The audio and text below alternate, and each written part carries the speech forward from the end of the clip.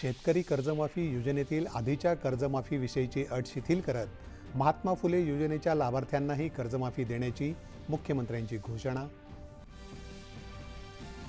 राज्यात गुन्हे नोंदणी आणि गुन्हे सिद्धतेच्या प्रमाणात लक्षणीय वाढ, महिलांवरच्या गुन्ह्यांची नोंद आणि तपासालाही गती मिळाल्याचं मुख्यमंत्र्यांचं प्रतिपादन.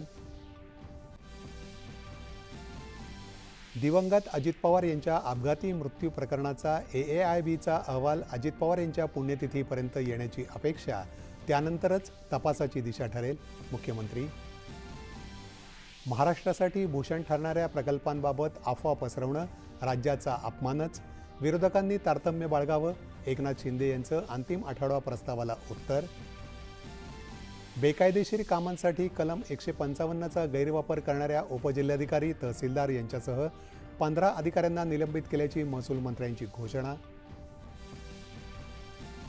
महात्मा फुले जन आरोग्य योजनेअंतर्गत प्राथमिक स्तरावरील पेट स्कॅनचा समावेश करून कर्करोग उपचारासाठी अतिरिक्त रक्कम देणार, आरोग्यमंत्र्यांची विधानसभेत माहिती. विधिमंडळाचं पावसाळी अधिवेशन संस्थगित, विधानसभेत 18 तर विधान परिषदेत 9 विधेयकं मंजूर. हिवाळी अधिवेशन नागपूरला 7 डिसेंबरपासून होणार सुरू. अधिवेशनात महत्त्वाच्या मुद्द्यांकडे दुर्लक्ष करत सत्ताधाऱ्यांनी सभागृहातील कामकाजाबद्दल उदासीनता दाखवल्याचा विरोधकांचा आरोप. 3 देशांच्या दौऱ्याच्या शेवटच्या टप्प्यात पंतप्रधान नरेंद्र मोदी ऑकलंड इथं पोहोचले. न्यूझीलंडच्या पंतप्रधानांकडून विमानतळावर स्वागत.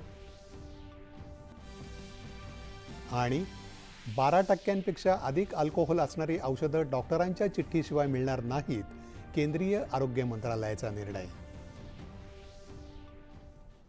नमस्कार, 7च्या बातमीपत्रात मी सुहास